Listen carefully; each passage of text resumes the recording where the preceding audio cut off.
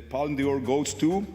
Cannes, un nom qui fait frissonner chaque cinéphile, le plus grand festival de cinéma, l'endroit pour se faire remarquer. Les plus grands acteurs, producteurs, réalisateurs se croisent là-bas. Mais lorsqu'on outrepasse cette façade et que l'on approfondit nos recherches, un autre monde s'ouvre à nous, un monde politique. Le projet naît en 1939 alors que l'Europe est divisée en deux camps, les grandes démocraties et les fascistes. À cette époque, les États avaient déjà compris l'importance du cinéma et s'en servaient essentiellement pour de la propagande. Des longs métrages comme Les Dieux du Stade faisaient sensation. Le paroxysme fut atteint alors que la Mostra de Venise devenait le pantin des gouvernements, imposant ainsi leur vision réactionnaire du monde, éclipsant d'autres œuvres cinématographiques contraires à leurs idéaux. C'est dans ce contexte que Jean Zay, ministre de l'Éducation et des Beaux-Arts, imagine le festival, suggéré par Philippe Erlanger après son passage à Venise. Un festival qui montrera l'importance culturelle de la France, mais aussi un atout contre la barbarie extrémiste. Toujours une joie de lutter contre la barbarie. À Cannes, il n'y aura pas de place pour l'endoctrinement. De grands moyens sont mis à disposition. Louis Lumière va même présider l'événement à partir du 1er septembre. Pourtant, l'histoire en décide autrement. Le 1er septembre,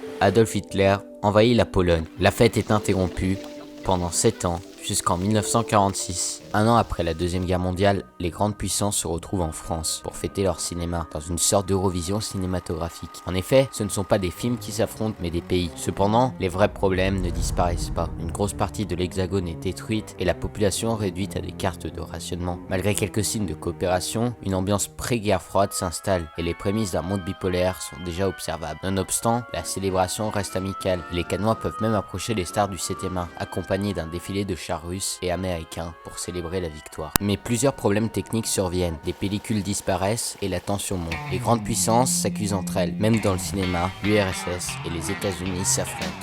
La direction du festival prône tout de même la convivialité et remettra un prix à chaque pays pour éviter la discorde. Et donne évidemment le prix du jury aux Français, car en effet la Palme d'Or ne fut créée qu'en 1955, soit la 9e édition. Cette histoire assez anecdotique montre l'importance du cinéma, car le 7e art ne parle pas seulement de politique, mais a une réelle importance et influe dans le monde politique. L'art de la pellicule permet de s'exprimer, d'agir, d'influencer, car comme le rappelle si bien Jean Zay, les hommes qui ne rêvent point la nuit perdent un tiers de leur existence, et le cinéma nous aide à rêver la nuit.